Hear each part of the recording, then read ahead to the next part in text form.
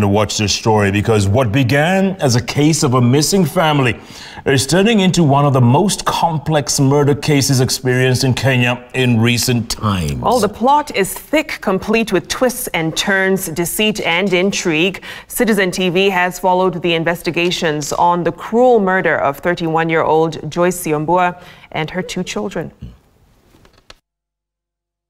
The story hit the newsrooms as yet another of those unfortunate yet not unusual cases of a missing person or persons. Really? On Saturday, the 8th of October 2019, Elizabeth Maua Malombe asked reporters to help trace her daughter, 31-year-old Joyce Syombua, and her 2 children, 10-year-old Shanice and 5-year-old Prince Michael. The 3 had been missing for 2 weeks. Elizabeth narrated how Syombua and the children had left Kayole on Friday 25th October to visit her estranged partner and father of her children, Major Peter Mugura, who worked at the Nanyuki airbase. Akamwambia nataka watoto wakifunga shule wanitembelee, sitaki nikuwe stranger kwao. Tuwe tunaonana nao. Elizabeth was worried that something terrible had happened to her daughter and grandchildren after they failed to return home from Nanyuki that Sunday. News reporters hit the trail in search of clues, as did police in Nairobi and Nanyuki. Investigations have been launched because the mother and the 2 kids have not yet been found. In Nanyuki, Major Mugura had been called in for questioning. This is how he narrated the events in his first statement to the police.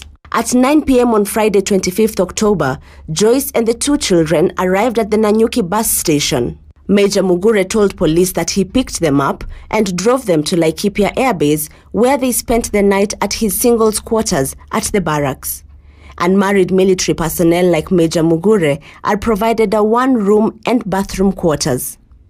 Mugura claims that the next morning, on Saturday 26th October, Joyce Syombua called her friend, a certain lady from Timau, requesting that she picks up the children to allow her and Mugura some private time to themselves.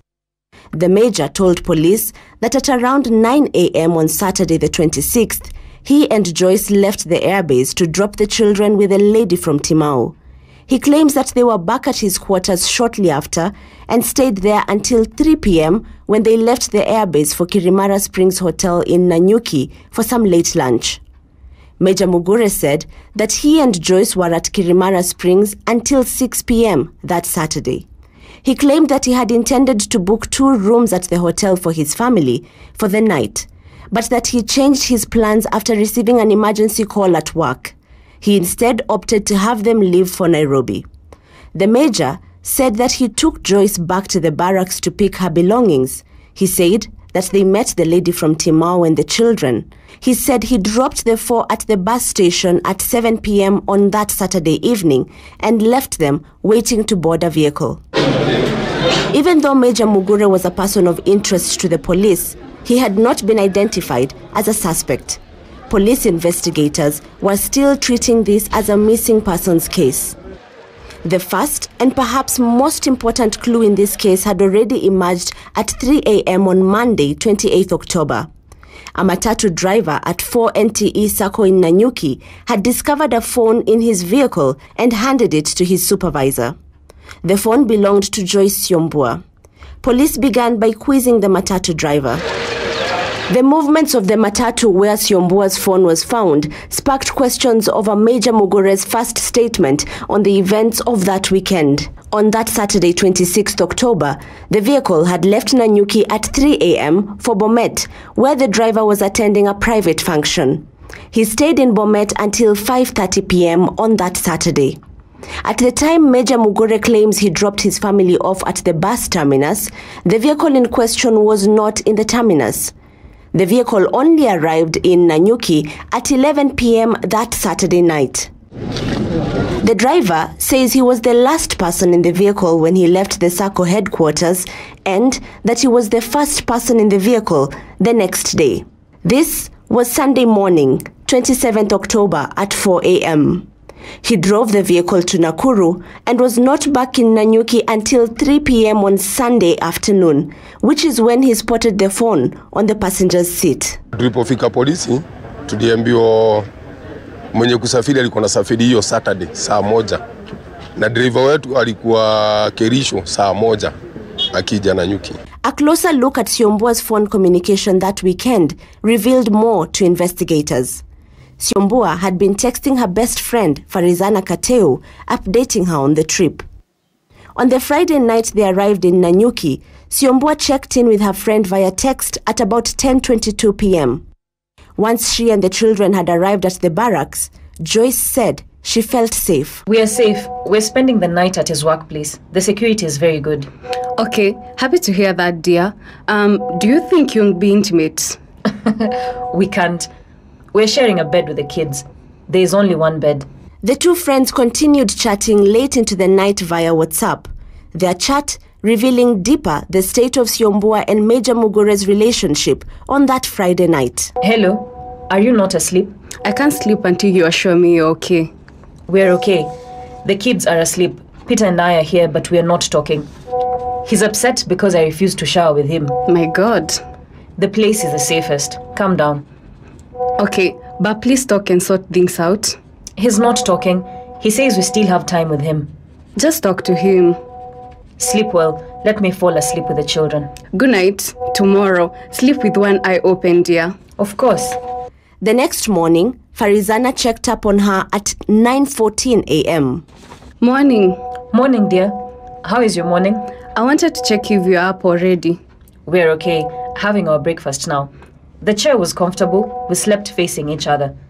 But like brother and sister, that's the best way to move forward. Everything appeared to be going okay that morning until 11 a.m. when Joyce texted Farizana again. I went to shower, and when I got out, Peter had left with the children. He says he took them on a tour of the barracks. It's been over 1 hour now. I hope he won't tell them anything foolish. Have you tried calling them? He says he's showing them around. The barracks is huge. There's an airport in here. He just walked in. Okay, good. But as long as they're safe, it's not a problem. We're about to leave for Chaka. I'll update you. All right.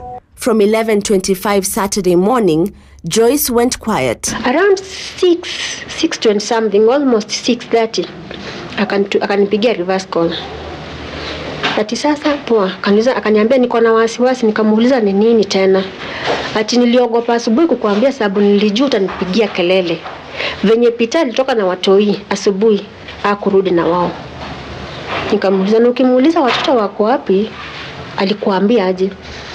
Aliniambia alipeleka watoto wako tu sawa. Hakumwambia mahali alipeleka watoto wako tu sawa. Amewapeleka mahali wa spend huko, na sisi tukae pamoja at least tuone kama tunaweza sort out issues zetu, tuache kukaa na hii mfurugano mingi. Simu yangu ikaisha credit, nikamwambia simu yangu imeisha credit.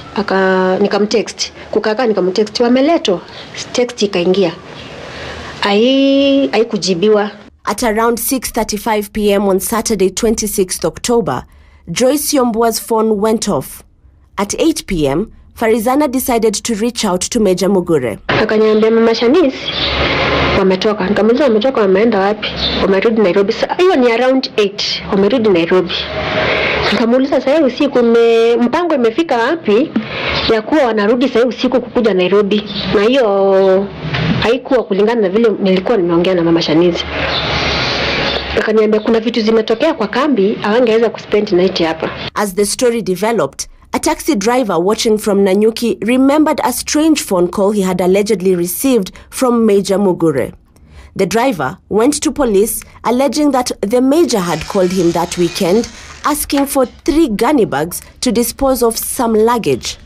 The taxi driver claims he wanted to know what kind of luggage he would be handling, but that Major Mugure would not disclose any more information. He declined. On Friday, 15th November 2019, Major Mugure had now become a prime suspect in the disappearance of Joyce Syombua, Shanice Maua, and Prince Michael. The 3 had now been missing for 20 days. Mugure was arrested in Nanyuki and taken in for further questioning. Another suspect who worked at the airbase as a casual laborer was also apprehended. When questioned, the man told police that he had helped Major Mugure to bury the bodies of Syombua, Shanice, and Prince. On Saturday, 16th November, the witness led police to a shallow grave at Kilimo Thingithu Estate in Nanyuki. The bodies, believed to be of Joyce Syombua, Shanice Maua, and Prince Michael, were dug out from the shallow grave. A post-mortem conducted on the bodies revealed that Syombua was hit on the head with a blunt object, causing bleeding in the brain. The two children were strangled with a rope. Major Peter Mugura remains in police custody as investigations continue. His family has since spoken out. Nafinyika sana sana nikisikia ati kuna watoto siwajui, sijawaona, hakuna mtu alikuja hapa kunielezea. No, my brother is an honest man. Venye namjua, he can't even kill a fly. Investigators are now tracking Mugura's movements on Saturday 26th October and Sunday 27th October. Was the major in charge of security at the barracks that weekend? They will probe whether Joyce and the children ever left the barracks after their arrival that Friday night.